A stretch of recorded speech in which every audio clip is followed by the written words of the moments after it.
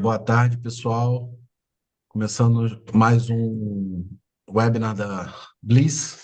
Hoje temos como convidados Ivan Martucci, que vai aqui falar com a gente. Temos aqui a Lígia também. É, Little Brown Mouse ou Avelã? Qual das duas? A Little Brown Mouse é a nossa empresa. A Avalon é Tá, uma startup da Little Brown Mouse, então podemos falar que é tudo junto, integrado, enfim, né? Isso aí. perfeito, perfeito. Eu queria agradecer, primeiramente, vocês aceitarem o nosso convite. Um prazer estar aqui, receber vocês aqui. Vai ser ótimo a gente trazer esse assunto, né, da inteligência. É um ramo, né, da inteligência artificial no audiovisual. Esse é um assunto que, por mais que a gente tente fugir, acho que não tem como mais, já está no nosso dia a dia, né? Não existe fugir mais desse assunto. Já está incorporado no nosso dia a dia de trabalho, né, de diversas formas, né? Então, eu vou fazer só uma breve apresentação aqui da Bliss, e aí a gente começa, tá bom, Ivan? Combinado.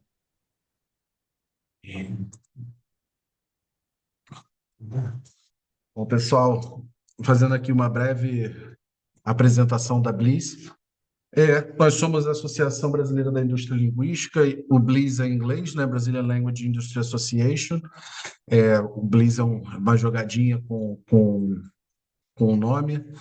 É, Deixa eu passar aqui. Isso. A Bliss foi fundada em 2021. É, Todas as conversas, né, vieram já desde 2018 para a criação de uma associação voltada para empresas no Brasil, né? É, Empresas de tradução. É, Em 2018 foi essa conversa, mas essa conversa é muito anterior, né? Conversando com o Renato Beninato, essa conversa vem da década de 80, então não é uma coisa nova ter a ideia, né? Ter essa vontade de ter uma associação voltada para empresas, né? Voltada para localização, tradução, revisão, audiovisual, tudo que envolva, né? Os serviços linguísticos no Brasil. Durante a Covid, foi aquela. Nossa, parece que já tem tanto tempo, mas tem pouquíssimo tempo isso, né? Que foi uma loucura de criar uma associação com todo mundo online, né? Assinando. Quem estava lá nesse momento lembra a confusão que era com cartório para assinar digitalmente os documentos. Foi um pesadelo. Mas nós conseguimos, né, seguir em frente, vencer esses desafios e constituímos, né, fundamos a associação com 8 membros fundadores, né, que estão ali. A Bliss é a primeira associação, né, voltada de empresas voltada para o setor de serviços linguísticos criada no Brasil. Nós visamos consolidar a representatividade do mercado brasileiro, né, ampliando o número de empresas associadas. Uma das coisas que a gente fala muito é realmente justamente a representatividade do mercado brasileiro e criar essa imagem tanto para as empresas quanto internacionalmente. Nós vemos isso em diversas associações mundo afora e é muito importante, né, nós termos estabelecermos essa representatividade perante o mercado. Essa é uma luta de muito tempo e que nós continuaremos buscando é, criar essa representatividade. Aqui nós temos as empresas associadas, algumas já estão desde a fundação, outras chegaram depois. Muito obrigado a todas que estão aqui. Algumas das nossas parcerias, nós temos parcerias com outras associações mundo afora, é, Abrates também, e empresas para facilitar a inserção, a participação dos membros associados em eventos internacionais para que a gente consiga disseminar a informação. Isso era uma das coisas que eu e Ivan a gente estava conversando um pouco nos bastidores, que era justamente a questão da quantidade de informação que está solta, né, na internet. E com essas parcerias, nós conseguimos facilitar o acesso dos nossos membros a essas informações que estão totalmente disseminadas e muitas vezes é difícil ter uma curadoria em relação à qualidade dessas informações. Então, com a ajuda dos nossos parceiros, nós conseguimos trazer isso, tá? Como eu falei, né, a Bliss ela promove e apoia, desenvolve atividades, divulgar o nosso setor, fornecer informações sobre as tecnologias, conectar os diferentes profissionais e dialogar com as universidades. Hoje a diretoria está composta por mim, né, presidente, Paulo, a Lilian, vice-presidente, Lilian Alves, o Daniel Tesoureiro e a Gisele, secretária. Temos o conselho a Andréia, o Rafael e o Ronaldo, também associados, que são do conselho. Entre as nossas ações está o oferecimento de webinars, workshops, congressos, desenvolvimento de relacionamento com outras associações, atuação nas universidades e exposição dos nossos associados em eventos. Quem não é associado, por favor, junte-se a nós, vamos conversar. Eu acho que é muito interessante termos cada vez uma pluralidade maior, né, dentro da associação, para que a gente consiga desenvolver. Uma coisa que a gente acredita muito, né, entre os membros associados é justamente o conceito de competition.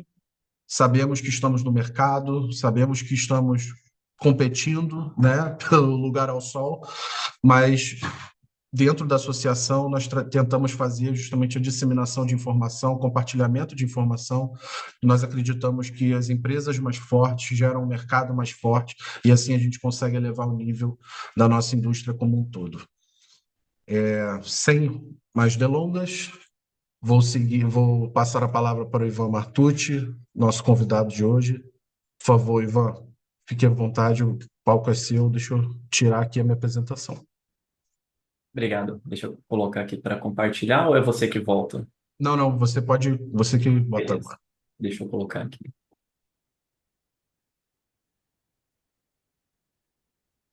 Aí. Todos vendo? Sim. Beleza. Então, obrigado aí a todos da Bliss, todo mundo que está aqui participando. O que eu realmente gostaria de começar falando é que eu acho que é realmente um momento de atenção para todas as áreas, né? Não só da TAV, eu acho que tem muita gente aqui que não trabalha só com tradução audiovisual, nem só com tradução, mas acho que agora está muito claro para todo mundo que a IA, ela, né, the cat's out of the bag, então, em todas as áreas. E talvez todo mundo aqui já tenha percebido que essa é a tecnologia com a maior velocidade de integração que a gente já viu, né?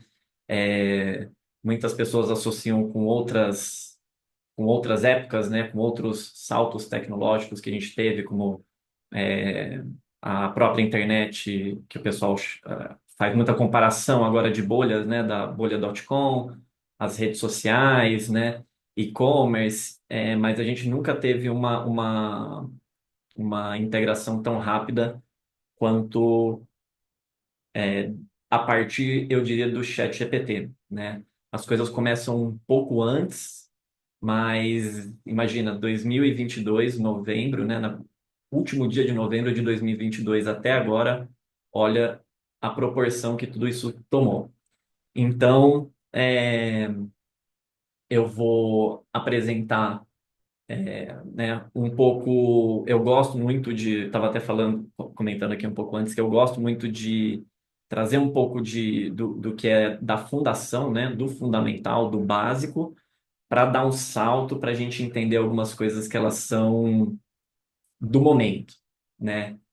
E aí eu vou deixar um pouco para vocês preencherem aí o meio do caminho, porque um dos assuntos que eu vou um dos conceitos que eu vou estar repetindo e martelando bastante é a ideia de saltos, né? A ideia do que é exponencial. Porque a gente fala muito disso, mas a nossa cabeça, o nosso cérebro, ele funciona um pouco mais linear, né? Então, eu vou trazer um pouco do que a gente teve de transformação na tradução audiovisual, trazer um pouquinho historicamente como isso foi se dando, e aí eu vou trazer algumas coisas para a gente discutir, né, aqui como, como estratégias de ação mesmo, que eu acho que vai ser produtivo, né? Então, só para falar um pouquinho de mim, eu tenho uma cara um pouco nova, as pessoas não me dão a idade que eu tenho. Esse ano eu faço 40 anos, tenho um pouco mais de 20 anos na área do audiovisual, né? Especialmente como editor de vídeos, montador. Sou formado em cinema, sou bacharel pela Federal de São Carlos, pelo curso de cinema, né, que chama Imagem e Som. E eu sou especializado em roteiro, direção e edição, mas já trabalhei com tudo. Já carreguei cabo, já fiz elétrica, já fiz direção de fotografia, assistência de direção. Eu gosto de tudo que tem a ver com cinema. Eu já até mudei meu discurso. Acho que hoje em dia ele não é mais nem missão, é um chamado mesmo. O cinema é um grande chamado para mim. Inclusive, meu primeiro trabalho foi em videolocadora, indicando o filme para as pessoas. Eu gostava muito de fazer isso, continuo fazendo até hoje. Só que hoje um pouco mais. Acho que eu virei um pouco mais de um cinéfilo chato.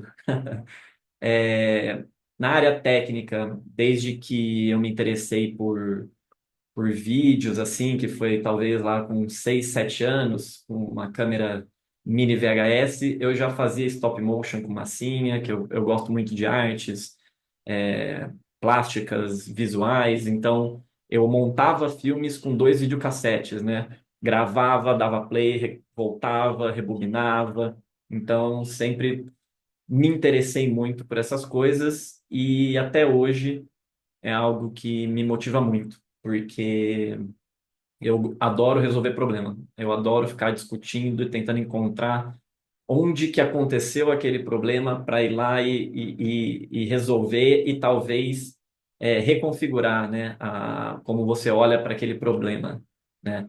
Então, essa parte técnica sempre foi muito interessante para mim e aqui é o que amarra tudo numa única tecnologia, né, de hardware muito interessante, que é a placa de vídeo, né?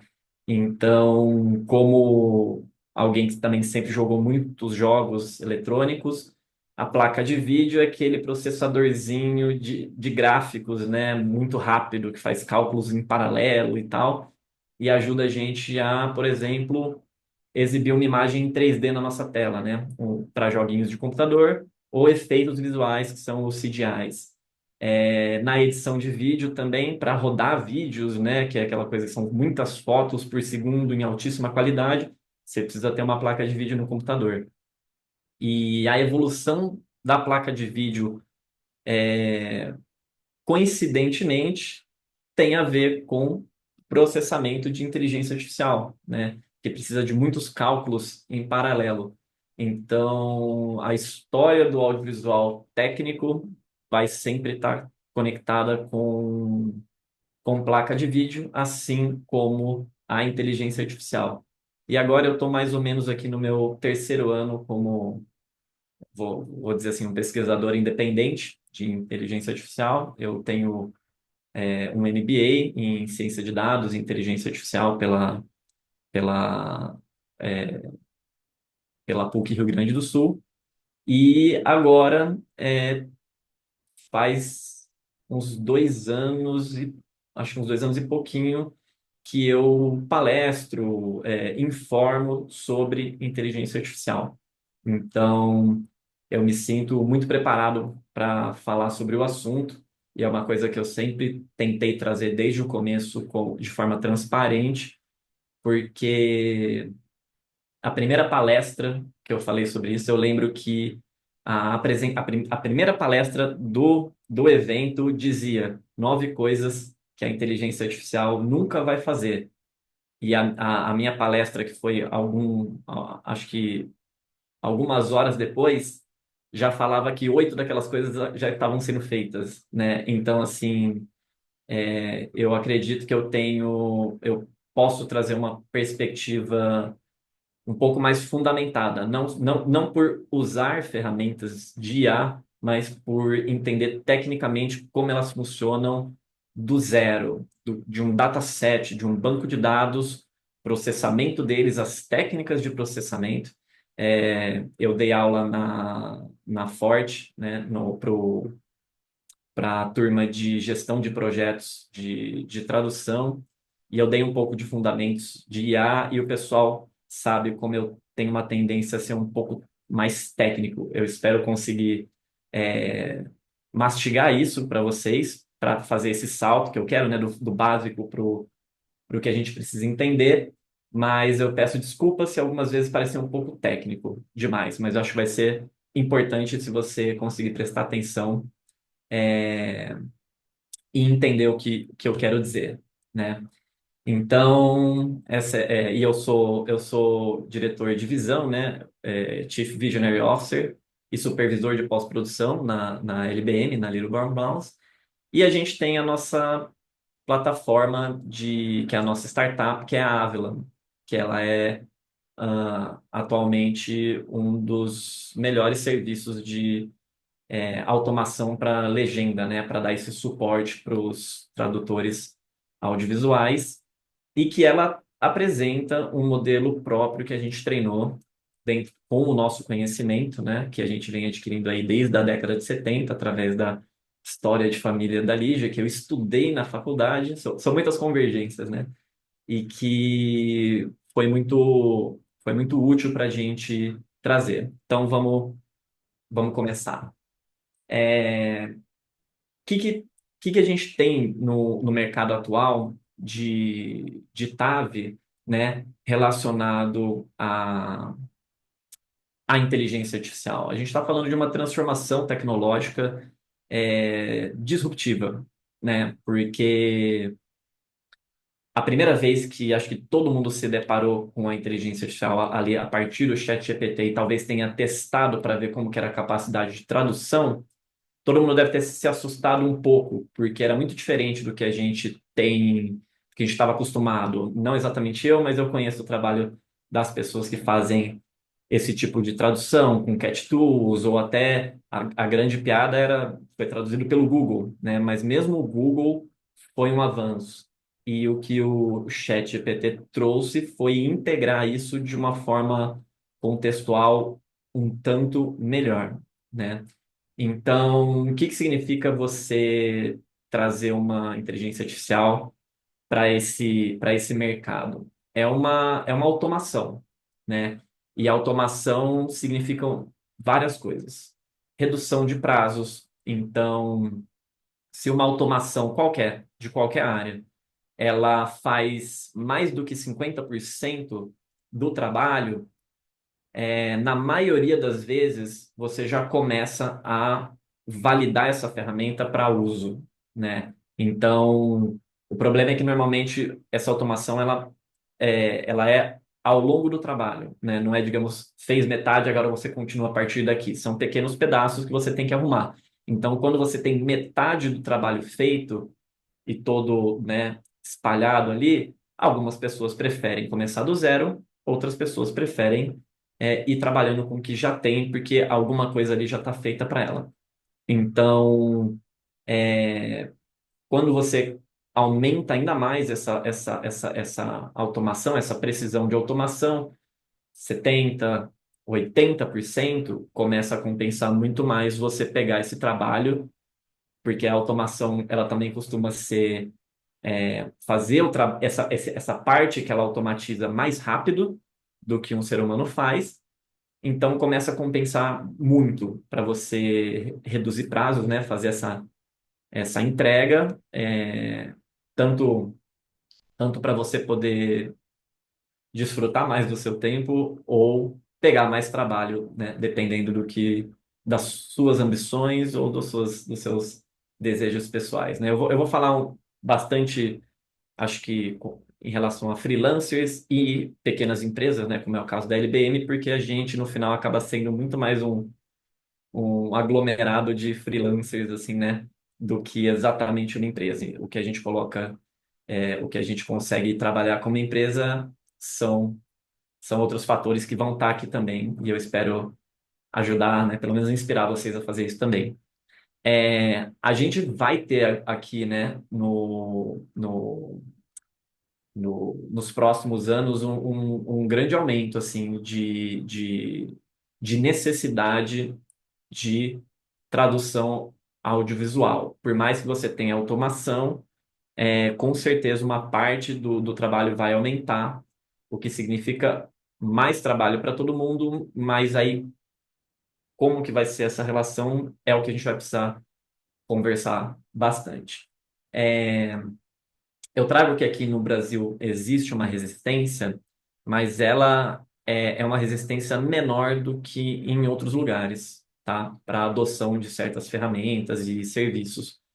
Eu acredito que isso acontece porque no Brasil a regulamentação ou a organização ela é um pouco diferente e acho que no final o que mais importa é de fato a qualidade do trabalho, né?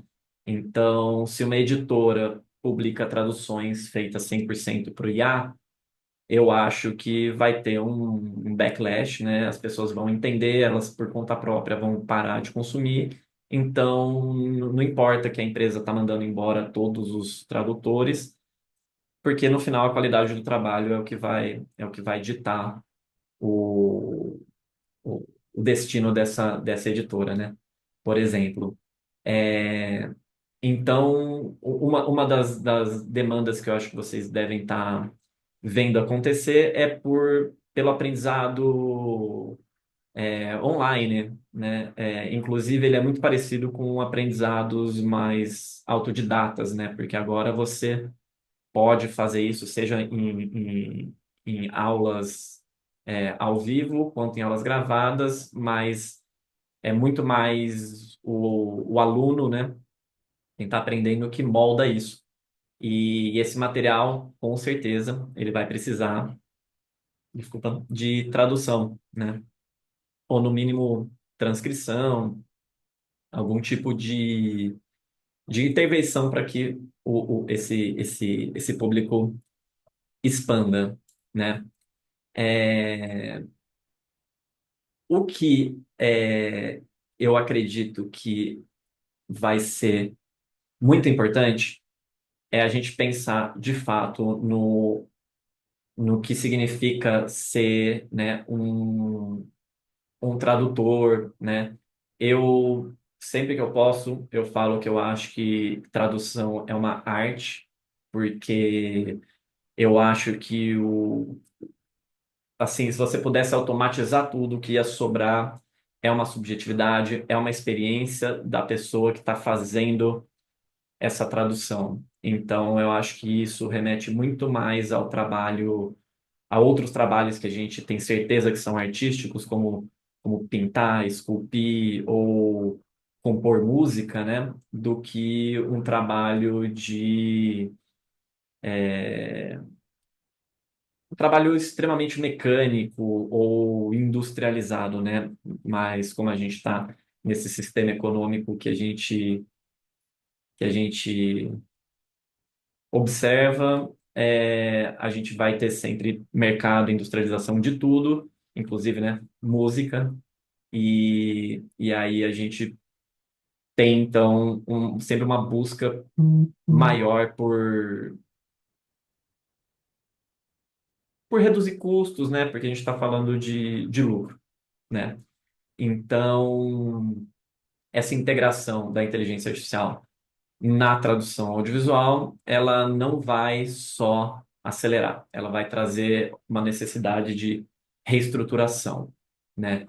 É, a gente não entende ainda como que isso significa ou como impacta a qualidade dos trabalhos em si, porque a gente sabe que a IA ela traz uma convergência das coisas, uma normalização das coisas, que vai se apresentar, por exemplo, em forma de vieses, né? Ou, por exemplo, eu lia muitos livros que eram traduzidos, Em inglês se usa a palavra multifacetado, algumas pessoas usam a palavra multifacetado com mais frequência do que em português. Então eu vi algumas traduções que tinha. Agora, quando você lê um texto que você acredita que seja original e está lá multifacetado, eu, por exemplo, desconfio. E é uma desconfiança ruim, porque são várias palavras que agora a gente vai vendo sendo repetidas nesses chatbots, e aí a gente começa a questionar o uso delas ou evitar que elas usem, né? Muita gente tem muita certeza que está lendo um texto de IA porque lê várias palavras de um vocabulário que parecem muito mais relacionados a IA do que o nosso cotidiano brasileiro ou de determinadas regiões. Eu já li até um artigo sobre como algumas pessoas que estão no espectro de autismo reclamando, porque falando que as pessoas acham que elas estão escrevendo como se fossem IAs, mas não, elas só são extremamente estruturadas e organizadas com o texto delas e o vocabulário às vezes fica parecido, né?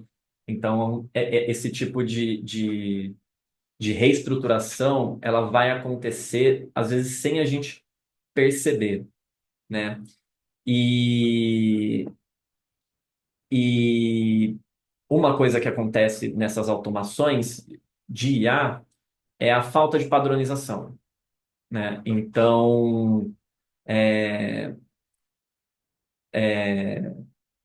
na tradução audiovisual, a legendagem, ela tem vários detalhes, né? Vários parâmetros que não são seguidos por não profissionais. Então, quando você vê uma legenda automática no Instagram, ou mesmo no YouTube, no TikTok, e outras plataformas que até oferecem esse serviço, você vê que não tem o padrão de cinema ou de streaming, seja porque eles não conhecem, seja porque não foi inserido. Porque o mais importante agora é lançar isso rápido, né? Então, inclusive, uma transcrição errada que pode gerar uma confusão, uma ambiguidade, passa, né? E as pessoas que estão lançando conteúdo, os criadores de conteúdo, eles não costumam ter, para poder manter o ritmo de lançamento das coisas, eles não têm tempo de fazer essa revisão de legenda ou às vezes de tradução com o mesmo rigor que a gente tem. E isso prejudica todo mundo, né? Porque quanto mais as pessoas aceitarem essa qualidade, quanto mais as pessoas lerem os livros traduzidos por IA da editora X, que é ruim, mais elas vão se acostumando com isso, né? Então, digamos assim, nós vamos ser os arautos da qualidade até o momento em que as pessoas de falarem que elas não precisam desse escudo, né? Não precisam dessa proteção. O que elas querem é um consumo mais rápido e frenético. Eu fico contente que a maior parte das pessoas com quem eu converso estão conseguindo pesar. A gente está entendendo que a gente está numa geração não só Z, millennials e tal, mas uma geração viciada, né, em consumo rápido, doom scrolling, etc. Eu fico contente de ver que todo mundo, pelo menos, está começando a falar isso não é exatamente saudável, por mais que né, algumas pessoas têm problemas com dopamina, né, algumas neurodivergências levam a isso. Então, mesmo que algumas pessoas falem, não, eu preciso consumir coisas muito rápido, a gente está querendo fazer coisas com um pouco mais de qualidade de saúde, né? E como eu já comentei, o avanço é extremamente rápido. Se vocês fizeram tradução de um material, e eu recomendo que vocês pelo menos comecem a fazer isso agora, que é, por exemplo, ter um texto de vocês, alguma coisa assim, que vocês usam como padrão, e aí vocês jogam para essas IAs traduzirem, é uma forma de você ver cada vez que sai um lançamento novo de um modelo, de uma empresa, você compara a tradução, e aí você pode ir vendo a evolução. Se você já fez isso, eu acredito que você deve ter visto que os saltos são rápidos, né? A velocidade é bem rápida. É, e, e isso né, de você testar você ter o seu prompt, né, em que você testa alguma capacidade da IA, é, é uma coisa que está estourando e já está saturando, que chamam os benchmarks, né? Eles são esses testes padronizados onde você consegue verificar o que esses sistemas são capazes de fazer mesmo. Por exemplo, né, tem o Towards Multilingual Evaluation for European Languages, que foi publicado na Alemanha, e esse benchmark, ele testa a maior parte das línguas europeias entre si, né, usando os grandes modelos de linguagem, os mais usados, né? Depois a gente pode ver aqui uma forma de eu passar para vocês os materiais que eu tenho aqui que eu acho que podem ser legais, mas vocês podem dar uma olhada procurar assim benchmarks, porque cada vez mais que a gente vai desenvolvendo esses benchmarks para testar os modelos vão superando, né, tanto a qualidade humana quanto ultrapassando ela. Nesse momento, não existe nenhuma tradução que seja melhor feita por máquina. Talvez, num comparado ali de uma tradução extremamente técnica, talvez seja par a par com um bom profissional, mas ainda a confiança é em cima de humanos, né? Um outro repositório, né, de benchmarks, que é o Benchmarking Machine Translation with Cultural Awareness, que é justamente o contexto cultural de cada país. Ele mostra que ainda falta você incorporar outras línguas, idiomas e dialetos no treinamento de modelos, que hoje é majoritariamente inglês, chinês e provavelmente acho que a terceira língua deve ser o espanhol. Só que é, se eu não me engano, menos de 10% dos modelos é treinado em outras línguas que não são essas. Então, 90% dos modelos do treinamento, né, dos textos onde os modelos são treinados, são ou inglês ou chinês.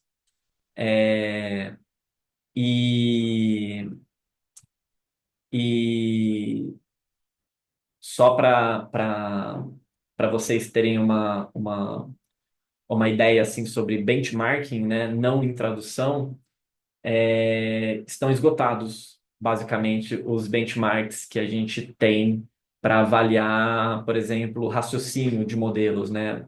Quem acompanha tem os modelos agora raciocinadores, que eles são treinados chama Chain of Thought, que é a cadeia de pensamentos. Então, quando a gente raciocina, a gente pensa em diversas probabilidades, volta nas que, não, isso não é o melhor caminho, tem outro caminho, e depois a gente escolhe a melhor solução.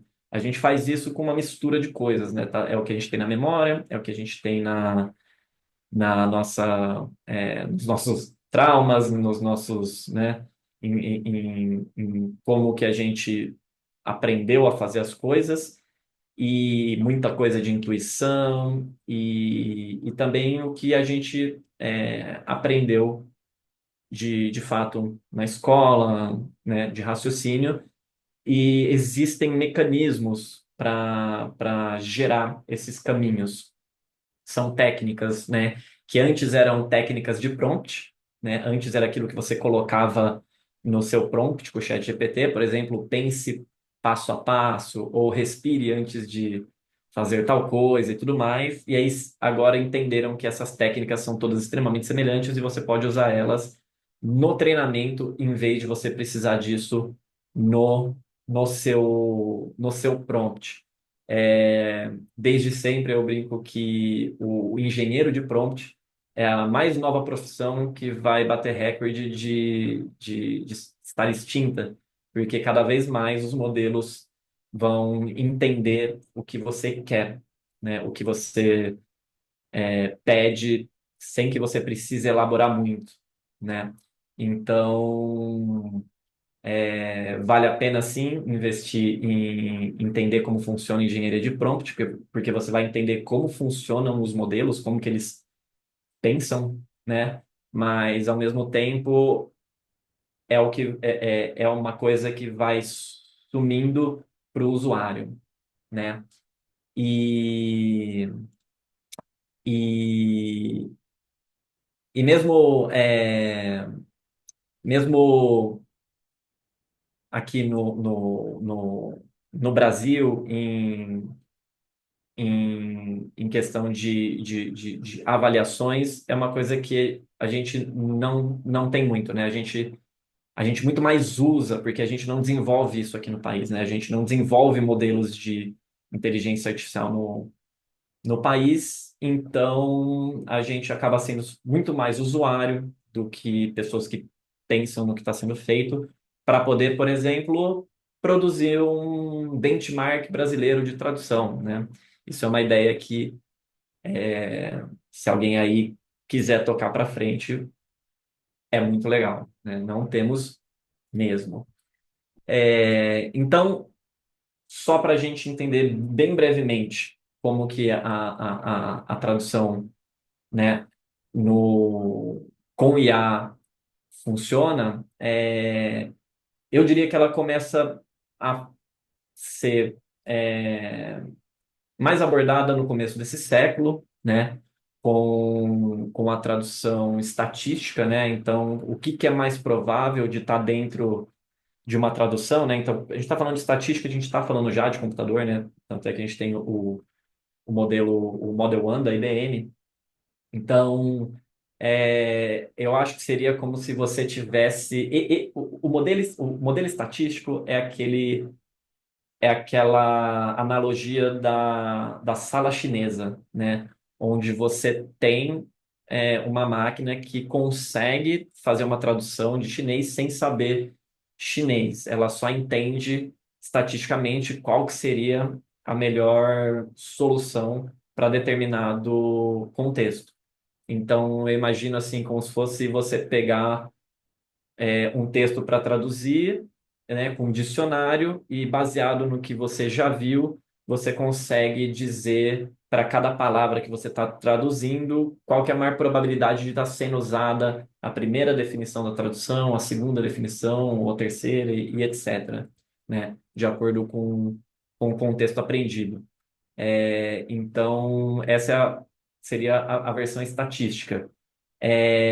Aí, a partir de 2014, quando a gente já começa a introduzir a ideia de redes neurais, que são camadas de atenção, onde toda vez que você gera, você define qual que é a próxima palavra na tradução, ainda de forma estatística, você volta e analisa o contexto para ver se de fato você está se alinhando com o que está sendo falado. Por isso que o pessoal fala do autocorretor turbinado, começa mais ou menos aí. Só que nessa época você ainda não tinha inserido a ideia de colocar bilhões ou trilhões de parâmetros nos treinamentos de IA, né? Que a gente começa um pouco mais para frente. A gente teve o BERT também, né? Que é essa atenção bidirecional que eu falei, na verdade, em que ele continua tentando prever, mas também olha para trás, né? Então o contexto não é só o original, é também o que está se desenvolvendo. E a partir de 2019, né, você começa com os modelos que têm diversas técnicas no meio do caminho para você fazer o que na verdade é um monte de cálculo em matrizes, né? Que aí você começa a trabalhar com bilhões de parâmetros, e para isso ser funcional de alguma forma, você precisa paralelizar várias dessas técnicas, vários desses cálculos para chegar no que a gente tem hoje, né? Que é, por exemplo, como funciona a maior parte dos modelos que a gente tem hoje. ChatGPT, ou até modelos de voz, áudio ou dobra de proteína. Uma coisa que eu acho que eu devo ter separado para falar mais para frente, mas acho que já dá para falar agora, é que a maior parte das técnicas de inteligência artificial elas funcionam para qualquer tipo de modelo, para qualquer tipo de banco de dados, tá? Então, você pode ter a mesma técnica de treinamento para um carro autônomo quanto para um modelo de tradução de texto, tá? Porque no final a gente está falando de computação e cálculos, né? E as soluções são muito semelhantes. Agora, a gente vive um momento extremamente acelerado, porque a partir do, do ChatGPT, que é um modelo de conversação feito em cima do GPT-3, né, que é o modelo de IA, o Transformer de IA para texto, que antes ele só completava o seu texto, né, ele continuava o seu texto, agora você conversa com ele enquanto ele completa o seu texto. E ninguém até então tinha pensado em fazer isso, né, colocar esse modelo para conversar, que foi a grande sacada da OpenAI. Você conseguiu transformar isso num produto, que ele é extremamente generalista, né? No começo ele era péssimo de matemática, vocês devem lembrar que ele tinha dificuldade em fazer conta. Muito interessante quando eles conseguiram entender no GPT-3 ali como que fazia adição e ele usava seno e cosseno e as pessoas tiravam muito sarro disso, só para depois entender que no final você usar seno e cosseno para fazer adição, né, soma, você gasta menos tokens, né? Então, na verdade, é uma questão de otimização, certo? No final, a gente tem uma forma de pensar, a máquina tem outra, nós somos otimizados para uma coisa, elas são para outra. Essas evoluções, esses saltos, eles estão sendo cada vez mais altos e curtos, né? Curtos em distância no tempo e altos em capacidade, né? Por exemplo, o Palm da Google consegue fazer uma tradução considerada usável, né, de 540 línguas diferentes. É, e o GPT-4, né, no ano passado, ele, em teste cego, ele já foi usado em preferência, se não me engano, um pouco mais de 80% das vezes. As pessoas que estavam avaliando traduções preferiam o resultado do GPT-4 do que de pessoas, né, em testes duplos cegos. Então, quando sabia ou não sabia, no final o resultado deu que as pessoas majoritariamente, né, em mais de 80%, preferem a tradução feita por máquina. E a tendência é que isso continue subindo, né? Isso significa que a gente tem cada vez mais soluções para o que é matemática, né? Então, se você entende a parte matemática da tradução, e a gente sabe que tem, senão não estaria funcionando, né? A nenhum tipo de tradução automática, a gente sabe que tem uma questão que é de cálculo, ela está cada vez maior. E subjetividade é uma coisa que não sei se um dia a gente resolve, é uma coisa muito estranha da gente resolver, né? Porque é aquela ideia de ser determinístico ou não, mas, por exemplo, a gente sabe que, até por redes sociais, que gosto, né, que a gente costuma definir como uma coisa subjetiva, pode ser rastreado, né? Então, é, uma vez que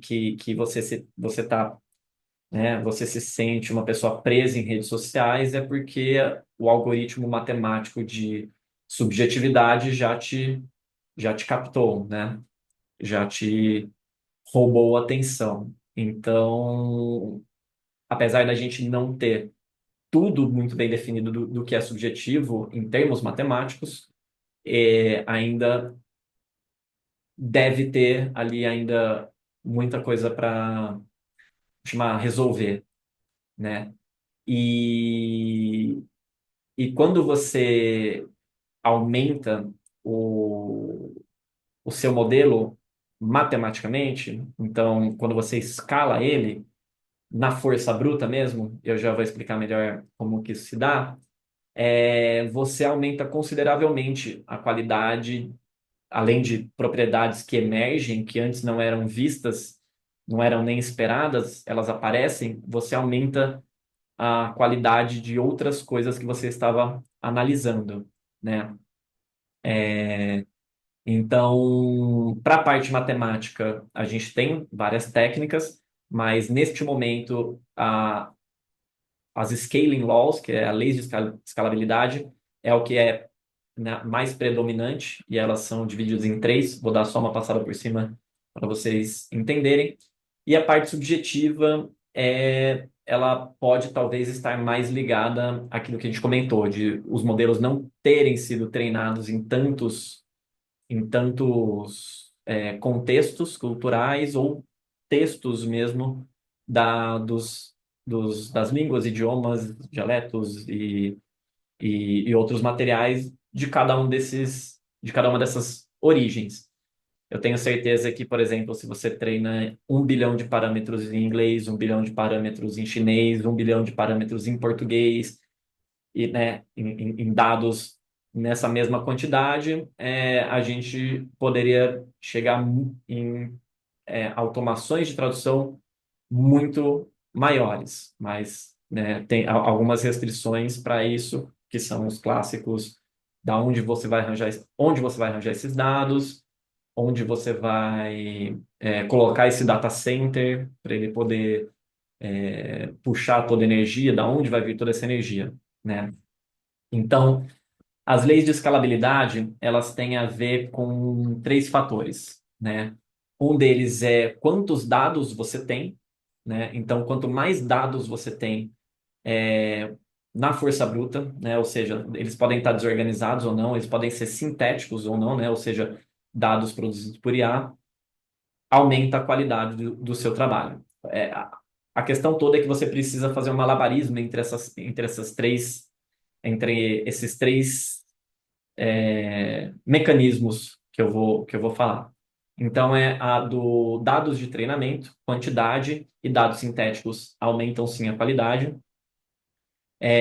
Só para algumas pessoas que questionam o fato de dados sintéticos, acho que no novembro do ano passado estavam se falando que ia colapsar os modelos, o que eu acho que era um wishful thinking mesmo, porque o fato é, humanos também produzem dados péssimos, assim como produzem dados ruins. No final você tem uma curva normal da qualidade dos dados.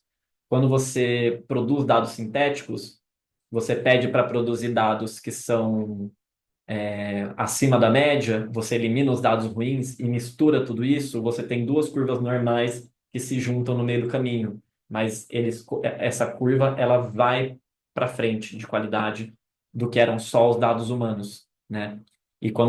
Quanto mais você faz isso, talvez, claro, exista um colapso lá na frente de tanta normalização, mas não é o que a gente vê se a gente também aumenta as outras coisas junto. Então, você tem dados de treinamento, você tem o quanto tempo você deixa o seu modelo treinando nesses dados, né? Quantas vezes você faz ele observar esses dados várias vezes.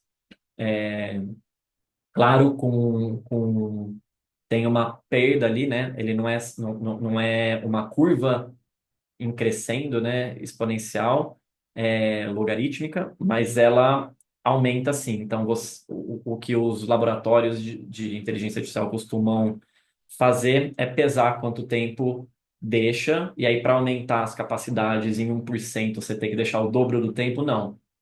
Deixa aqui como está e continua com a outra parte, que quanto tempo você deixa o seu modelo agora pensando. Então, aquela coisa que a gente tinha de técnica de prompt, pense passo a passo, eles conseguiram fazer agora com que você deixe o seu modelo pensando, né? Em vez de te dar resposta direto, ele pensa na resposta. Então, no modelo como os que a gente usa com chatbots, eles pensam em tokens, que são palavras, né? Esses modelos de texto. Então, se você já viu algum desses modelos de raciocínio pensando, eles falam, tá bom, o usuário quer que eu faça tal coisa, mas não sei o que, não sei o que. Então, ele vai criando um raciocínio, pensando, para depois dar o output, né? Para dar a saída para você. Uma coisa interessante que aconteceu é que eles descobriram que, né, nos laboratórios, se você dá o token para eles, wait, que é espere, ele continua pensando. E cada vez que ele pensa, ele aumenta a qualidade de resposta e ainda não se encontrou quantas vezes você pode pedir para ele esperar que a resposta fica ruim, né? Ou que você não está vendo um ganho. Então, a gente está nesse momento em que, por exemplo, se você usar o Deep Research, seja da OpenAI ou de algum outro de alguma outra empresa, é, você vai, às vezes, fazer uma pesquisa que é para o dia seguinte, né?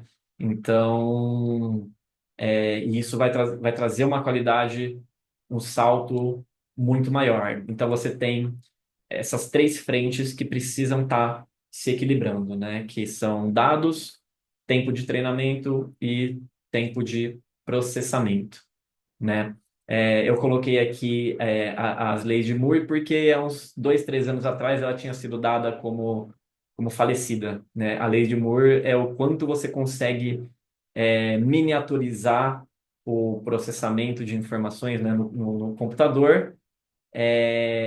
A velocidade que você diminuía isso, você aumentava de processamento e ela dobrava a cada 18 meses mais ou menos.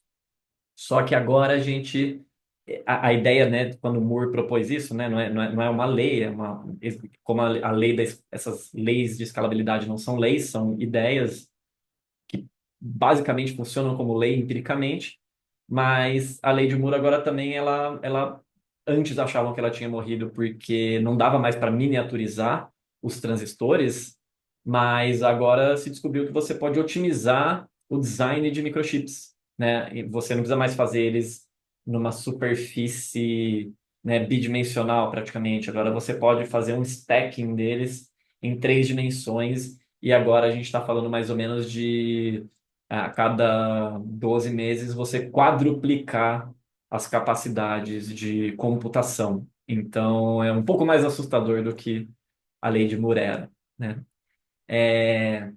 E você tem também técnicas novas muito interessantes para produção de novas técnicas, né? Então, uma das coisas que a empresa DeepSeek conseguiu fazer com esse modelo R1, que é o modelo de raciocínio dela, ela já tinha lançado no final do ano passado o modelo V3, que era um modelo open source de código aberto, que competia com ChatGPT e outros modelos que não tinham raciocínio, que chama destilação. Eu não sei se vocês já, já ouviram esse conceito, né? Que é você não, a DeepSeek roubou dados, usou o ChatGPT para gerar dados. Sim, que é aquilo que eu falei, os dados sintéticos. Você pega um modelo que produz dados muito bons, que são melhores do que os dados ruins humanos, e você usa esses dados para treinar o seu modelo em conjunto com os dados anteriores. Na ideia de destilação, você tem o seu modelo principal que você treina, aí dele você extrai, você faz o fine tuning de modelos especialistas, que viram os modelos professores. E aí você cria pequenos modelos que fazem perguntas para os professores e produzem dados melhores, especializados, né? Então, você tem, por exemplo, 540 especialistas de áreas diferentes, a partir de um grande modelo, são modelos menores, produzindo saídas de dados extremamente especializadas, né? E aí você pega esses dados todos produzidos ali no final, joga de volta para treinar um novo modelo, que no final virou esse modelo R1, tá? Então, essa é a ideia de destilação. Você pega um grande modelo que tem trilhões de parâmetros e vai destilando conhecimento para transformar a saída em dados extremamente especializados, tá? Achei legal trazer isso aqui, porque muita gente tem dúvidas sobre o que é que eles fizeram de tão prático, e é justamente a técnica de você destilar com muita eficiência os seus modelos. E óbvio que eles não usaram só modelos que eles treinaram, eles usaram o Claude, eles usaram o ChatGPT, eles usaram todos os outros, por isso que algumas saídas no treinamento falam, eu sou o ChatGPT, e se você perguntar para o DeepSeek R1 que modelo você é, às vezes ele responde para você que ele é um modelo da OpenAI, né? Porque algumas saídas foram usadas de lá e fica muito claro o que aconteceu, né? Sobre os aspectos subjetivos, até agora a gente falou do que é matemático, eu recomendo o livro Vida 3.0, do Max Tegmark, que para mim foi um livro divisor de águas para entender como funciona a inteligência artificial. Ele é um físico, um doutor em matemática, ele é um físico brilhante, ele trabalha muito com neurociência, é uma pessoa extremamente preocupada com como os avanços estão indo. Ele é um dos propositores da Tool AI, que é a ideia de você não precisa fazer uma super inteligência para botar no martelo. Você pode colocar só inteligência suficiente para o martelo ser melhor do que ele é, né? Então, ele tem uma perspectiva muito otimista do que a gente pode fazer, mas isso exige muita coordenação, muita conversa e muitos webinars aqui na Bliss e em outros lugares. Desculpa se vocês estiverem ouvindo meu cachorrinho, mas é, só para continuar. Então, por exemplo, ele está no terceiro artigo dele sobre capacidades emergentes de inteligência artificial. É muito incrível você ver como que eles percebem isso. Então, esses grandes modelos de laboratório, esses que a gente nem consegue rodar em casa, né, com milhares de placas de vídeo, não adianta, eles começam a apresentar. Afinal, a gente montou redes neurais baseadas em redes neurais orgânicas. O jeito como os dados se organizam no treinamento formam lobos cerebrais responsáveis por certas atividades ou certas complexidades. Por exemplo, no primeiro artigo que eu li, né, de propriedades, de capacidades emergentes, uma delas era, quando os modelos eram só de texto, o GPT-3, se eu não me engano, você tinha lá várias informações geográficas, né? Mas você não tinha treinado o modelo para ser um geógrafo, ou ele não tinha um desenho de um mapa. E aí, quando você fazia vários testes, colocando informações de texto, sobrepondo no mapa com as posições, né, geolocalizações, você conseguia associar diversas informações dentro desse mapa. Então, de contexto mapeado, que é uma propriedade emergente, não foi treinado para isso. E você consegue visualizar no mapa como que aquilo estava colocado. Falei da ideia dos lobos cerebrais. É, Algumas propriedades, por exemplo, como moral e ética, eles são propriedades emergentes, né?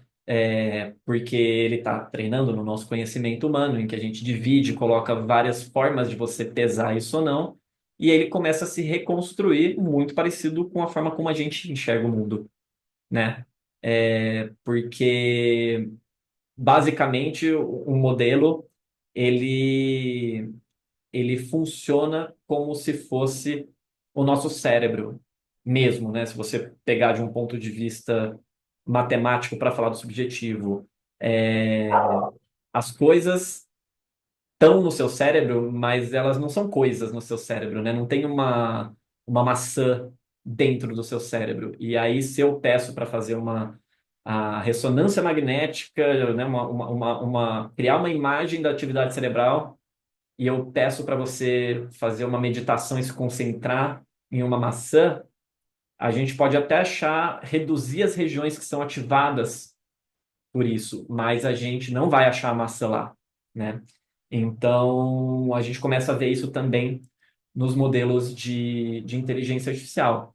E como é que a gente sabe que isso está acontecendo? Porque a gente tem agora as multimodalidades, né? Então, os modelos eles não são só treinados em texto, mas também em imagem, áudio, vídeo, outros tipos de sensores, né? De frequências, ondas, todo tipo de dado ele pode ser agora inserido no mesmo modelo. E o que que acontece?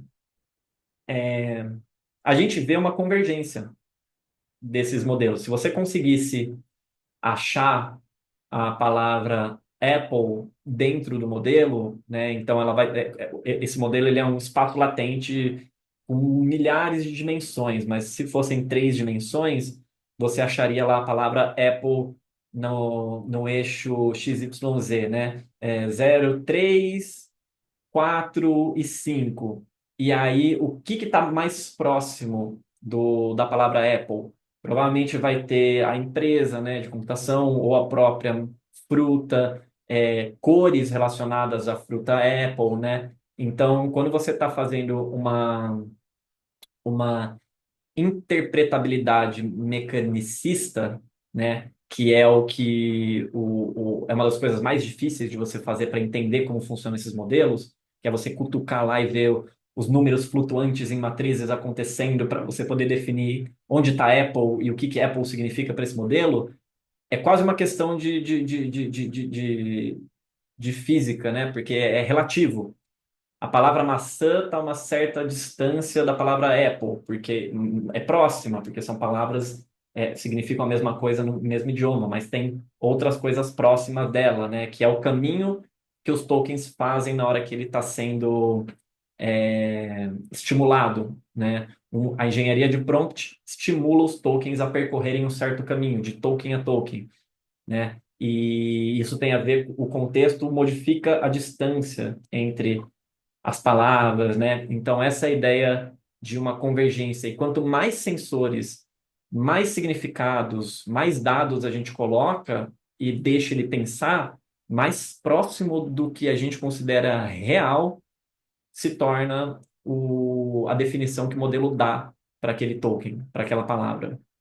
E aí, a título de curiosidade, nesses modelos, a maior parte deles, o token é uma palavra inteira, né? Ou um pedaço de uma palavra que é o mínimo de significado. Por isso que algumas pessoas falam assim, ah, não é tão inteligente, porque você pergunta quantos R's tem na palavra strawberry, ele erra. É porque ele não é treinado letra a letra, vogal a vogal, né? Sílaba a sílaba, porque aí tentar correlacionar cada sílaba com todas as possibilidades de contexto fica muito mais difícil. Os tokens poderiam ser blocos de texto inteiros, né? Mas palavras é o que está melhor funcionando nesse momento. Se em algum momento isso parar de funcionar também, pode ter certeza que vão trocar para algum outro sistema. Mas agora, com essa ideia dos modelos de raciocínio, eles conseguem é, trocar, modificar como eles raciocinam sobre esse tipo de questão. Por exemplo, quantos R's tem na palavra strawberry. Ele vai lá e fala, tá bom, a palavra strawberry é feita de tais letras. Agora deixa eu ver, casa um tal letra, casa 2 passa por todas. Então, quantos R's tem, né? E aí vai o raciocínio, né? Então, isso que eu comentei do espaço latente dos modelos significa que eles estão construindo um modelo de mundo, né? E ele faz isso sozinho, tá? Esses últimos modelos que jogam xadrez, por exemplo, eles nunca viram uma partida humana de xadrez e eles não sabem as regras do xadrez. Eles são só treinados em um ambiente livre, né, um sandbox, né, uma caixa de areia, e eles brincam. E quando eles fazem alguma coisa que pode ser feita, né, o objetivo deles, claro, é eliminar o rei do adversário, né, dar o checkmate, sem possibilidade do adversário se proteger, mas ele nem sabe disso. Ele vai fazendo jogadas no tabuleiro, se não pode, ele é penalizado. Se ele pode, ele ganha um ponto, uma pontuação que leva ele a continuar testando coisas onde ele pontua onde ele pontua bem. E ele joga contra ele mesmo, né? Ele joga uma versão dele contra ele mesmo. E apesar disso, apesar de não saber regras, né, e não ter jogado com humanos, nenhum humano é capaz de ganhar deles, porque eles jogam a ponto de deles conseguirem. Aí sim eles aprendem as regras, aí sim eles aprendem melhores jogadas. Então, para quem joga xadrez, eles sabem melhores aberturas, melhores defesas, estratégias, como dar pontuação para as peças, né? Ou qual é a mobilidade das suas peças livres e tudo mais. Eles chegam nessas conclusões que a gente já tinha chegado por usar modelos estatísticos e matemáticos para jogar xadrez também. Mas a diferença é que agora a gente não consegue mais entender algumas jogadas desses modelos, né? Então, só quando termina o jogo, em retrospecto, você consegue entender por que que tal jogada foi feita e por que que ela, de fato, venceu a partida contra o humano. Então, você tem que pensar em 10, 12 jogadas na frente, enquanto a IA pensa em 30, 40 jogadas, né? É, então, o modelo de mundo do xadrez dela é muito mais preciso que o nosso. E agora, extrapolando para o nosso mundo, quanto mais dados de diferentes locais você coloca, mais preciso fica. Até o ponto muito interessante de um artigo recente sobre incorrigibilidade, que quanto mais os modelos ficam avançados, menos corrigíveis eles ficam. Então, né, eles ficam mais difíceis de você convencer eles de que eles erraram alguma coisa ou de que eles precisam pensar de uma forma diferente, né? Esse é um dos temas e assuntos que a gente trabalha em, em alinhamento e controle de IAs, né? E aí, quando você trabalha com a ideia de, de raciocínio, eu gosto de uma fala do CEO da Anthropic, o Dario Amodei. Ele fala que, né, você não programa a IA, você cresce ela, né, porque elas aprendem por conta própria, elas criam as definições dela por conta própria, e e esse espaço latente que ela tem é como ela entende o mundo, né?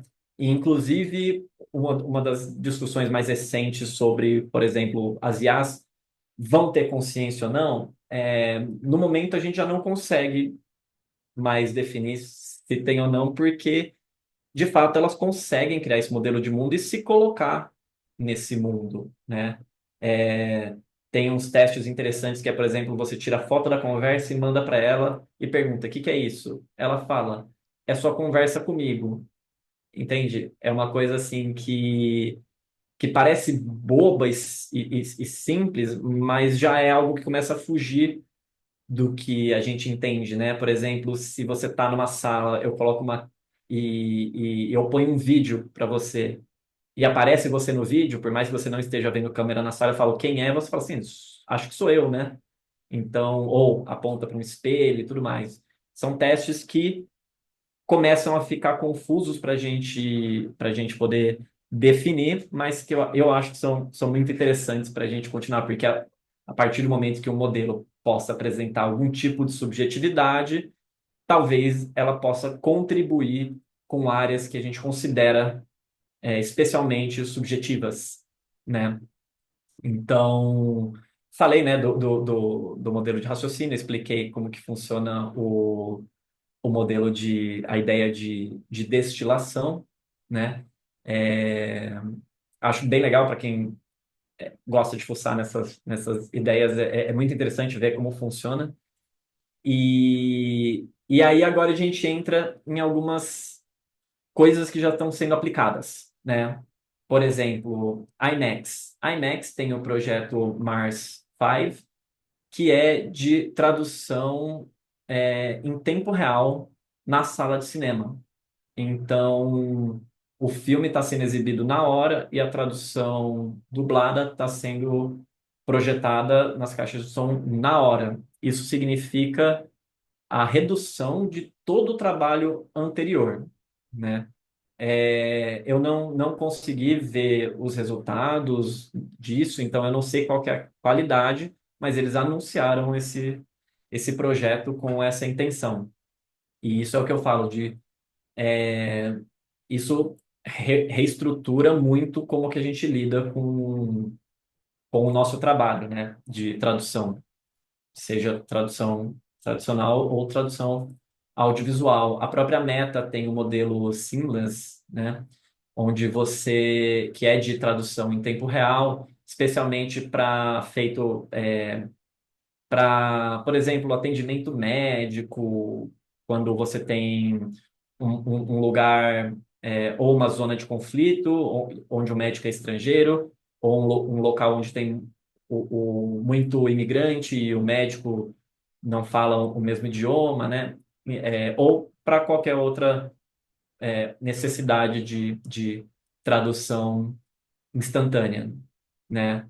É, então, assim, várias propostas de soluções, elas são em saltos, elas tentam ir direto, digamos, vamos supor, para o usuário ou consumidor final.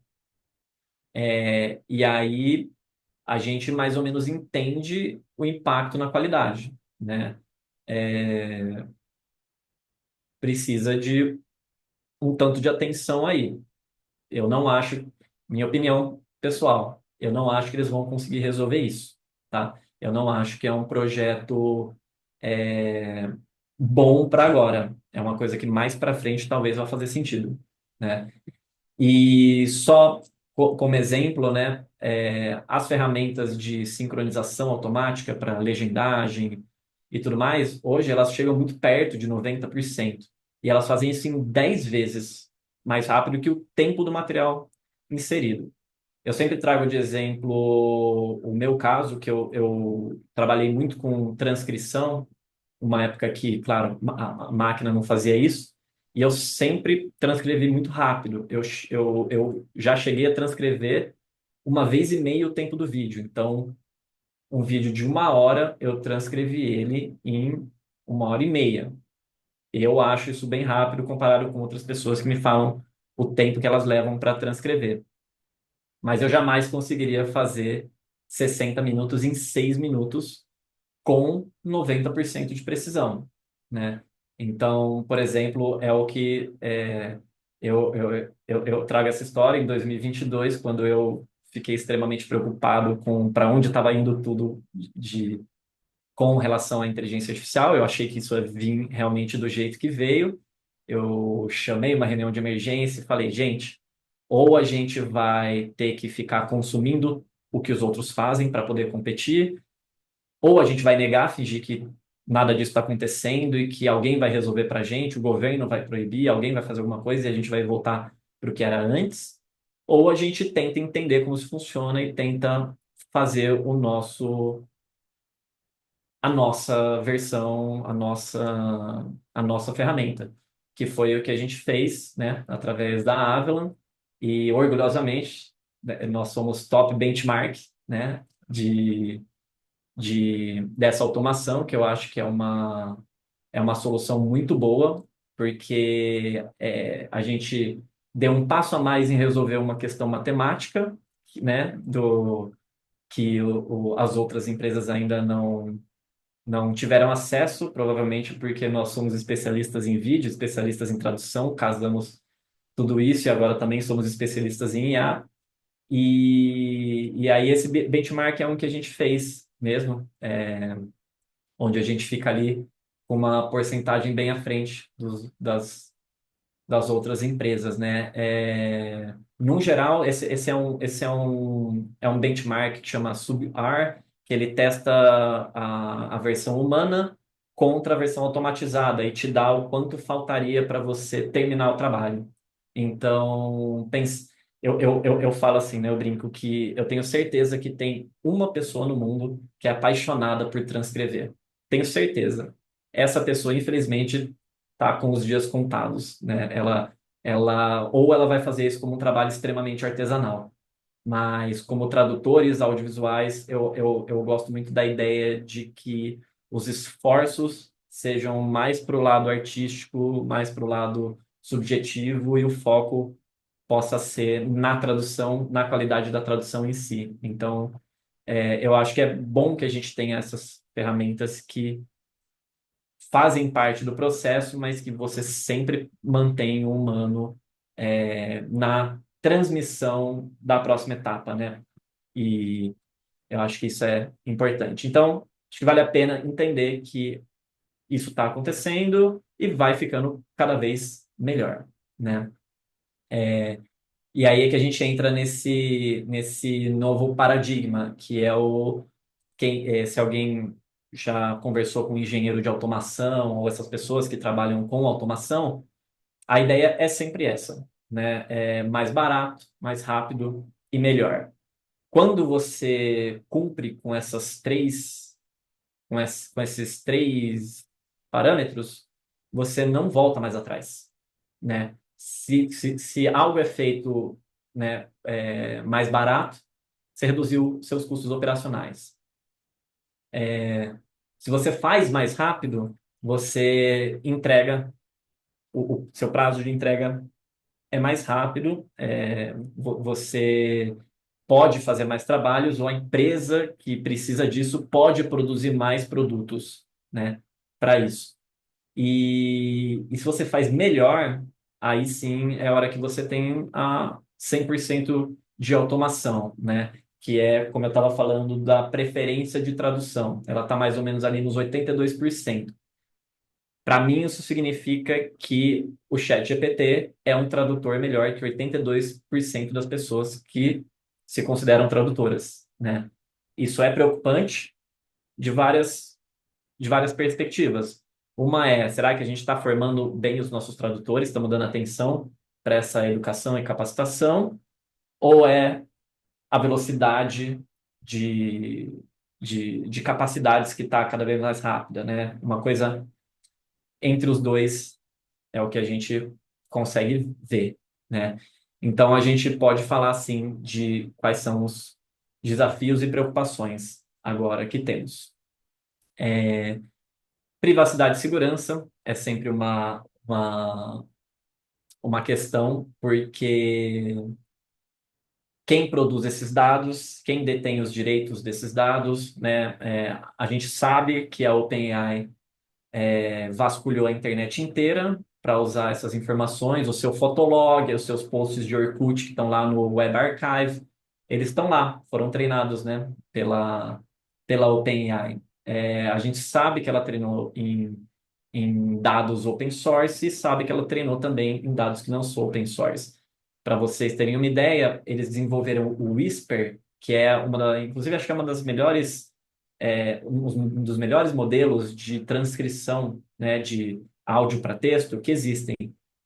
A OpenAI só criou o Whisper para poder transcrever vídeos do YouTube e usar isso de texto, a saída de texto, para treinar os modelos, né? Então, não são só a questão de produção de dados, mas são nossos dados pessoais que estão sendo usados, né? Eu honestamente desconfio das intenções de empresas que, por exemplo, estão rastreando o íris das pessoas agora e pagando por isso, né?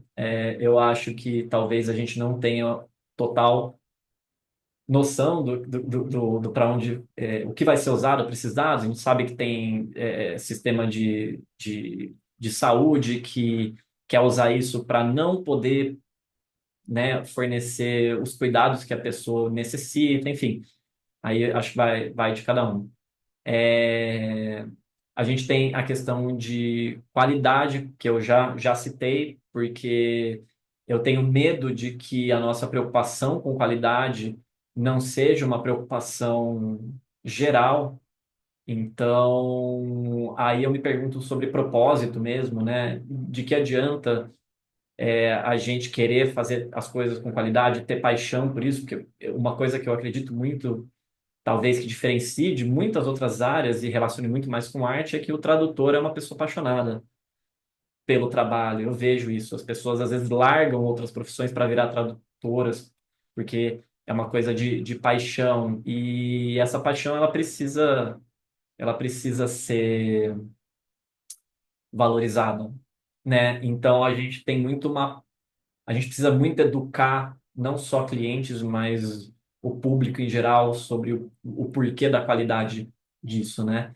E uma preocupação e um desafio é justamente a qualificação profissional, né? Como que e aí? Tudo muito rápido, né? Então não dá mais para pensar num passo depois do outro. A gente tem que saltar. Como que a gente faz isso, né? Eu tenho algumas ideias que eu gostaria de trazer para vocês refletirem, para a gente poder discutir abertamente, porque eu, né, acho que por um tempo assim eu fui muito alarmista, porque eu vi as coisas chegando onde elas chegaram agora, e eu acho que vai ser mais importante a gente pensar como que a gente faz para transformar tudo isso num resultado positivo, tá bom? Né? Por exemplo, direitos de voz e compensação, né? Como que vai funcionar, então, Como que vai funcionar isso? Porque, claro que tem gente que topa ceder a voz para ser usada para treinamento ou clonada para ser usada de uma forma que ela não nem sabe, mas ela cede para que seja feito, né? Um exemplo, né, que eu tenho, por exemplo, é o Brian Eno, é um artista, um músico. Ele, em 95, para uma entrevista, acho que para Wired, ele falava que ele tinha certeza que muito futuramente as máquinas fariam a maior parte do trabalho dos artistas, a parte de produção musical. E ele não via a hora disso chegar, porque o que ele mais gostava de fazer é ter as ideias e compor algumas coisas, e aí ele queria que depois saísse o resto pronto. Então eu entendo que tem pessoas que, por exemplo, gostariam de só fazer algumas coisas mais técnicas, né? Talvez trabalhar a voz como só o talento, né? Como se fosse aquela coisa especial que só a voz dela tem, né? Por exemplo, Morgan Freeman é uma voz extremamente reconhecível. Talvez ele não queira ficar gastando a voz dele com isso e ele prefira que a maior parte desse trabalho seja automatizado, por exemplo. Mas a gente sabe que isso não funciona assim. Direitos autorais, eles não estão lá para compensar o autor, eles estão lá para compensar outros segmentos, né? Por exemplo, que ficam ricos e não o autor em si. Então, justamente a questão de remuneração, como que você paga direito às pessoas para isso, como que elas entendem o que está sendo feito, porque eu sei de casos, por exemplo, em que a empresa contratou um monte de talentos, né, de vozes, gravou um monte de coisa e cancelou o projeto. Pagou todo mundo pelo que falou, mas cancelou o projeto. E depois descobriu-se que, na verdade, eles só queriam essas vozes para banco de dados para treinar IA. Então, pessoas foram enganadas. Isso é extremamente difícil hoje de você botar fazer um julgamento disso, passar isso, porque a regulamentação, legislação está andando aos passos burocráticos que a gente sabe que são lentos. Acho que saiu faz menos de 12 meses o resultado se smartphones são prejudiciais ou não em sala de aula. E smartphone existe desde pelo menos 2009, né? Então, quando que vai sair o resultado se inteligência artificial atrapalha ou não a educação, né? É, a pesquisa e tudo mais, a burocracia de você legislar e tudo mais, ela é mais lenta do que os avanços, e esse é um problema.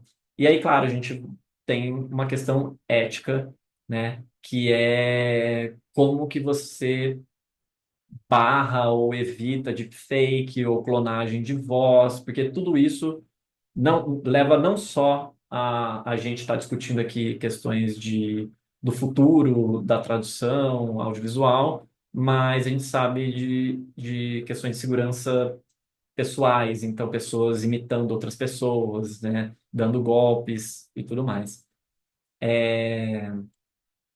Para isso, eu acredito que a gente precisa focar na ideia de controle de qualidade, então, né, claro, a gente tem que forçar que algumas coisas sejam protegidas, regulamentadas, legisladas, eu não sei como, mas o que a gente pode focar, uma das coisas que eu acredito é o controle de qualidade. Então, a gente ficar cada vez mais exigente, né, com o nosso trabalho, com o trabalho dos outros, apontar, conversar e entender, né? Para isso é preciso transparência, porque todos nós estamos usando IA para todo tipo de situação. Em casa, eu e a Lígia, a gente usou a inteligência artificial para, por exemplo, remodelar a alimentação natural dos nossos bichinhos, né? E aí a gente tenta ver depois ver com os profissionais se tá certo ou não, mas, por exemplo, a gente conseguiu entender várias coisas como funcionam para depois poder perguntar e levar diferenças que são específicas de cada bicho, por exemplo, para conversar com um profissional, né? Então, o trabalho híbrido a gente sabe que vai ter, a gente só precisa ser transparente em como a gente está fazendo isso e como a gente quer que isso seja é, continuado, né? E responsabilidade, né? Por exemplo, em casos graves de outras situações, onde, por exemplo, você tem pessoas que são prejudicadas por isso. Por exemplo, se o meu bichinho passa mal com a receita que eu fiz, eu não passei por um profissional, botei lá para o meu bichinho e ele passou mal. Quem que é responsável? Acho que, ok, primeiro sou eu que fui lá fazer isso em vez de passar com um profissional, mas se você jogou no Google uma receita e tem lá cola quente para colocar na sua comida, o Google tem ou não tem alguma responsabilidade nisso se você colocou cola quente na sua comida, né? E quem treinou e quem botou, quem escolheu os dados que iam para treinamento. Então, assim, a ideia de responsabilidade precisa ficar cada vez mais clara, porque para todas as decisões e ações que são tomadas, tem alguém nessa cadeia que precisa ser responsabilizado, né?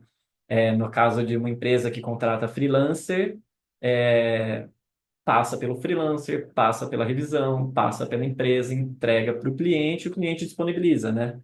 Então, essa cadeia de responsabilidade precisa ficar cada vez mais clara. Como estratégias de adaptação, eu vou falar rapidinho sobre o que eu acho que freelancers podem fazer e oportunidades que empresas podem ter. Aqui sou eu jogando ideias para vocês, né? Dizem que se ideia fosse boa era cobrada, mas eu estou disponibilizando aqui para vocês.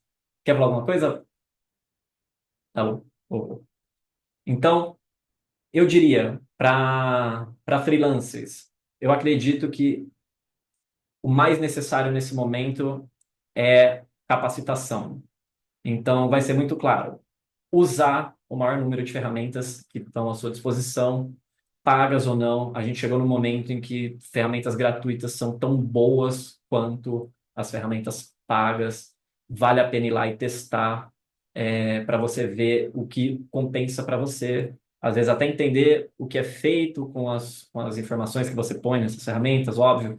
Mas para isso a gente precisa de workshops, né? Precisa de treinamentos, eventos como os que a Bliss proporciona. Eu acho que tudo isso vai fazer com que todos nós nos tornemos profissionais melhores e mais preparados para o que está vindo. Eu adicionaria aqui também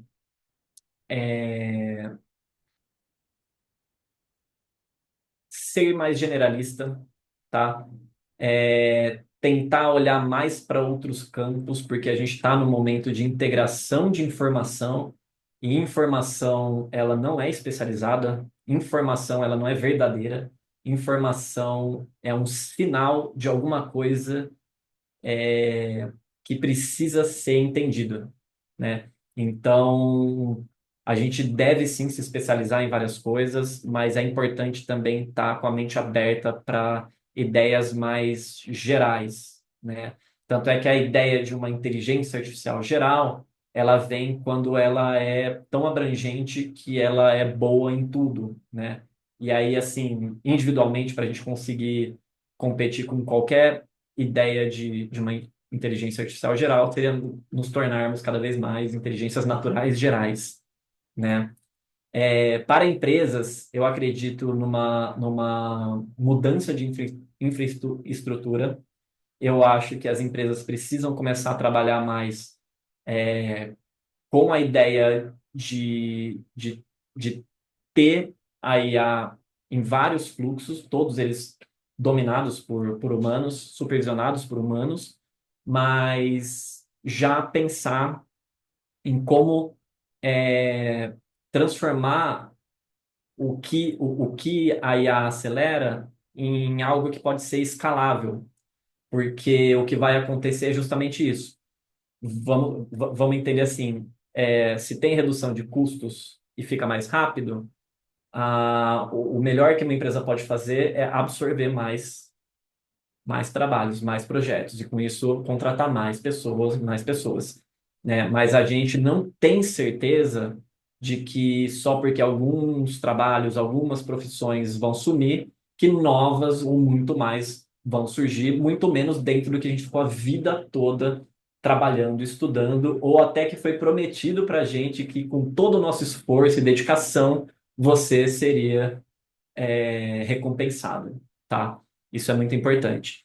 Mesma coisa, então, incluir no fluxo de trabalho IA, tanto para você fazer planejamento, cronograma, ou a parte financeira, né? Sempre com cuidado de onde você está colocando essas informações, da mesma forma que você tem cuidado com o material do seu cliente para ele não ser, né, colocado em lugares que ferem NDAs ou que possa prejudicar como o cliente te enxerga, né?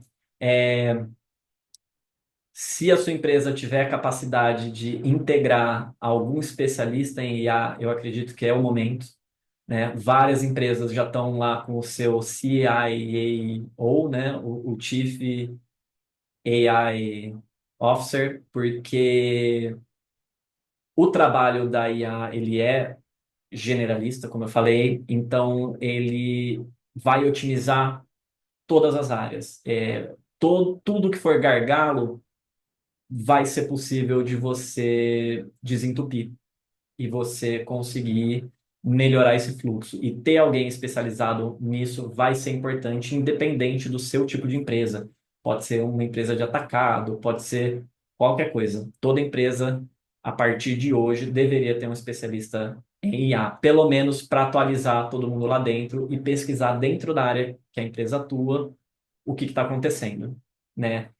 E uma oportunidade muito grande é a de produção de dados, tá? Isso é, é complexo, porque, por exemplo, como que você vai armazenar ou utilizar dados que não são seus, como eu comentei? Porque você tem dados que vêm do cliente, então, por exemplo, um filme para traduzir, e dados que são produzidos pelo seu tradutor. Você só media, né, essas duas coisas. Você não pode ficar com esses dados. Porém, você tem muito conhecimento. Você pode produzir dados sintéticos. Se você entende como funcionam os seus processos, você pode produzir esses dados que são ficcionais, são de fantasia. E como eu já falei, se você passa isso por um modelo de AI e consegue armazenar esses dados sintéticos, que são, por exemplo, um cliente fictício e um tradutor que não existe, mas você utiliza um determinado conhecimento que talvez só você tenha, um segredinho que é só seu, a fórmula da Coca-Cola, você pode produzir uma quantidade muito grande de dados que podem ser úteis, né, para grandes empresas. Então, a produção de dados, tanto por empresas quanto por pessoas, vai ser extremamente requisitado logo mais. É, Eu tenho chamado isso de proletário dos dados, né? Nós todos vamos nos tornar provavelmente o proletariado dos dados, porque isso vai demorar para acabar. A gente vai ser preciso dados o tempo todo, né? Até o momento que não, mas ninguém consegue enxergar o momento que não, tá? A gente está falando aqui do que se chama de fronteira irregular, né? Que é o que vai fazer com que a gente nunca defina o que é uma inteligência artificial geral, tá bom? Porque hoje ninguém ganha no xadrez, mas hoje também ninguém ganha na tradução, mas ganha na dobra de proteínas, mas não tal coisa. E tudo isso é cruzado. O que a gente não sabe é se de repente as pequenas coisas que vão faltando são muito inferiores em comparação com o que ela faz do outro lado, né? Então essa fronteira irregular, ela ela atrapalha a nossa percepção e faz com que a gente fique às vezes preso em alguns conceitos que não vão ser úteis, tá? Então, por exemplo, IA é boa ou é ruim, né? IA faz isso ou não faz isso, né? Enquanto a gente está discutindo isso, as coisas estão avançando e a gente poderia estar com preocupações em outros lugares. Está avançando rápido, é isso que é importante e a gente precisa tomar um pouco mais de controle do que a gente quer, tá? E então, a ideia do que a gente deve, pode ou não automatizar, ela vai ter muito a ver com o que o mercado espera, né? Então, por exemplo, eu devo investir em um curso de engenharia de prompt? Sim, porque você não sabe sobre isso ainda e é uma coisa que ainda está sendo útil. Então, você pode colocar a sua cabeça para funcionar nisso. Eu escrevo muito, eu gosto de escrever e tudo mais. Eu devo tentar vender isso como um banco de escrita criativa. Depende, né? Depende se você quer parar de fazer isso, né? Porque a hora que você colocar essa sua parte criativa, se você tem tanto texto em que, se você treina um modelo, ele é capaz de imitar você, lembre-se que talvez você se torne obsoleto. Eu acho isso uma coisa péssima, né? Porque pode forçar as pessoas a não compartilharem coisas, que eu acho que é uma das coisas, um dos preceitos fundamentais da sociedade saudável é a gente conseguir compartilhar as coisas e não ter medo de ter alguém tirando isso da gente de alguma forma, né? Então, é ruim você quase só ter que pensar em modelos econômicos para entender para onde você deve dar o próximo passo ou salto, né? Mas eu acho que vale a pena pensar um pouco antes de você tomar qualquer tipo de decisão. Só para trazer aqui, por exemplo, o que eu comentei sobre os benchmarks. Esses são os benchmarks onde são os que já acabaram, né? Isso aqui era um slide que era para estar lá para trás, mas acabou ficando para cá. Eu queria ter mostrado ele. Então, só para a gente encerrar, acho que eu falei bastante, eu tinha até perguntado se eu podia passar um pouquinho. O resumo a gente está tendo automação em massa, né? A gente tem a necessidade de regulamentação, de algum tipo de regulação, de legislação, e a gente sabe que os modelos e as ferramentas elas vão estar cada vez mais personalizadas. Então, quanto mais você entender como as coisas funcionam, mais você sabe cobrar o que você precisa e o que você precisa avançar e aprender, né? Então, oportunidades que eu chamo de emergentes é você talvez dar alguma atenção para línguas raras, serviços híbridos que façam com que alguma coisa que você oferece também possa ser usada por IA, e educação, tanto você se educar quanto propor educações, ou se você tiver algum insight muito importante, algum conhecimento muito específico, você pode começar a pensar em como criar um modelo de negócios para vender esse conhecimento, tá? Precisamos de mais workshops, né? Melhorar as nossas capacidades de análise de dados, certificações. Então, mais uma vez, acompanhem a Bliss, busquem outras filiações, eventos, colaborações. A gente precisa cada vez mais integrar a gente para a gente poder se integrar com o todo, tá bom? É, a ideia de aprendizado contínuo, acho que eu já falei bem.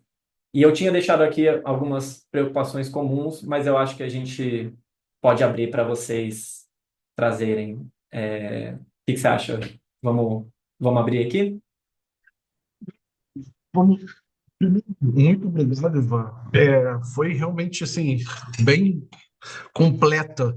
Eu gostei bastante. E o mais interessante é que eu estava pensando assim, perguntas que eu ia fazer e você já ia respondendo, falando na apresentação, principalmente em relação que uma das coisas que eu até botei no chat, que era em relação ao colapso, né, dos sistemas, né, dos LLMs, porque isso foi uma coisa que eu li é, até um pouco mais, que era justamente falando sobre sobre o dilema do amplo uso, né, dos LLMs, de criar esses dados e ser retroalimentado em algum momento, isso geraria um colapso, né?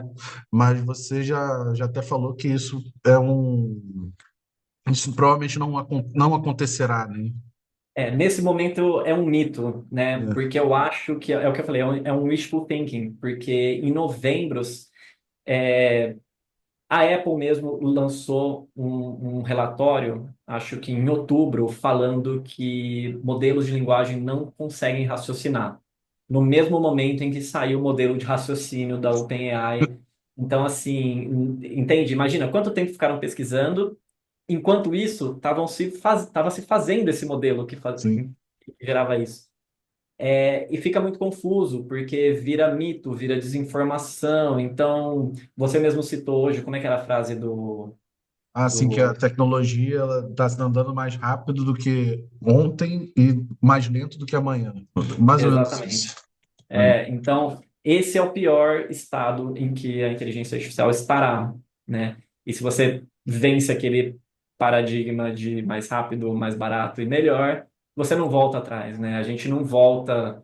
Quer dizer, dependendo da situação, a gente sempre precisa voltar para algum lugar, mas eu, pelo menos, não consigo ver um colapso iminente, né? Me parece muito mais que a gente está achando cada vez mais técnicas para melhorar as capacidades, né? E, claro, os trilhões que estão sendo anunciados dizem para mim que a bolha, porque tudo é uma bolha, não vai estourar tão cedo e a hype vai continuar. Tem hype? Tem hype, mas também tem muita coisa por trás, senão a gente não estaria vendo essa corrida extremamente acirrada, onde você nem sabe mais quem está na frente, se é modelo open source, se é a China ou se é Estados Unidos, né? Não, e pior que, assim, esse é um assunto que, como eu te falei, né, dos bastidores, né, que eu não entendo, eu sou leigo nisso, né, mas eu me interesso porque isso afeta diretamente a minha empresa, as empresas associadas aos todos os profissionais, né, e acaba que esse é um assunto que, se a gente tivesse aqui 3, 4 horas, a gente ia ficar falando sobre isso às 3, 4 horas. Sim. Mas, assim, voltando, assim, pensando mais na parte do profissional, né? Do tradutor, né? A maioria dos donos de empresas, né, são ex-tradutores ou continuam sendo tradutores mesmo donos de empresas. Isso tem afetado diretamente a indústria, né? A indústria como um todo, o setor como um todo, né? Seja lá no início, quando o chat GPT chegou, aquele medo de o que vai acontecer, aquela coisa, né, do desconhecido, porque hoje a gente conhece, mas a gente não conhece o amanhã, né? Como a gente está falando, a gente não sabe o que está vindo amanhã. Né? E você deu algumas dicas, né, de como se preparar para isso, como a gente ver, né, o futuro e buscar soluções, mas eu queria pegar aquela pergunta que você deixou ali no final do seu slide, a IA vai substituir os tradutores? Eu acho que é uma polêmica que eu confesso que muitas vezes eu fujo, porque eu não vejo substituindo por completo, mas assim, o serviço de tradução, ele já é feito abertamente na internet há muito tempo, desde o Google Translate, né? Sim. Isso não mudou, de certa forma, escalou. Mas como você vê eh, toda essa movimentação em relação à profissão e ao uso dessas ferramentas também na tradução? Eu acredito que em algum momento, assim, todos os trabalhos cognitivos vão ser substituídos. Eu realmente acho isso porque eu penso a mesma coisa sobre os trabalhos manuais, né? É, a robótica, ela veio para substituir os esforços físicos, né? Ainda, por exemplo, uma cirurgia extremamente complexa, você não deixa na mão de um robô, Sim, por enquanto, né? Mesma coisa, eu acredito que a IA vem para poupar esforços cognitivos, a ponto até de algumas pessoas, a gente vicia nas soluções que a IA traz, tem gente que não responde mais e-mail porque e não consegue mais pensar em como elaborar um e-mail, né? Então ela vem para poupar esforços cognitivos. Eu acho que vai mudar drasticamente a profissão de tradução. Eu não sei dizer quando, né? Mas eu acredito que a gente ainda vai ter os tradutores. Eu só acho que talvez o campo fique ainda menor, né? E mais os melhores especialistas em tradução que sejam os mais buscados, né? Digamos assim, para uma coisa que você não pode confiar, por exemplo, diplomacia, né? Você precisa de uma pessoa muito boa de tradução simultânea, né? Que talvez uma máquina não demore um pouco mais para fazer do que outras traduções, como, por exemplo, traduzir um manual técnico de automobilística, por exemplo, né? sim. E como a língua é viva, né? A gente sabe que essa atualização ela é feita por humanos. A máquina, né, até o momento, até onde a gente entende, ela não traz a novidade. Quem traz a novidade para o mundo é o ser humano. Quem cria no sentido criativo é o ser humano. Então, eu acredito que talvez com a possibilidade de todo mundo criar experiências de todas as formas, audiovisuais ou sensoriais, possa significar um boom de tradução que a gente nem consiga prever. Sim. Mas, nesse momento, eu acredito que está afunilando um pouco esse segmento, porque a intenção é essa, né? A intenção, por exemplo, a IMAX. A IMAX, então, está tentando trazer uma solução que passa por tudo que a gente entende que é a dublagem. Tudo, Sim. tudo, tudo, tudo, né? Então,